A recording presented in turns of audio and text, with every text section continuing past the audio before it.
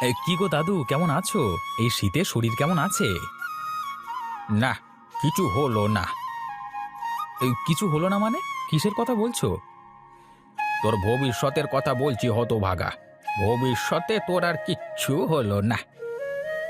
সকালবেলা এসব কথা বলছো কেন? আমি তোমাকে ভালো কথা জিজ্ঞাসা করলাম আর তুমি তার বদলে এসব কথা বলছো। আমি বলছি কি আর সাধে? আমি তোর ভালোর জন্যই বলছি কথাটা। কই, তোকে তো সারাদিন পলাশের মতো কাজ করতে দেখি না। ওকে দেখে শেখ, যদি কিছু শিখতে পারিস। আমার কাউকে দেখে কিছু শেখবার দরকার নেই দাদু।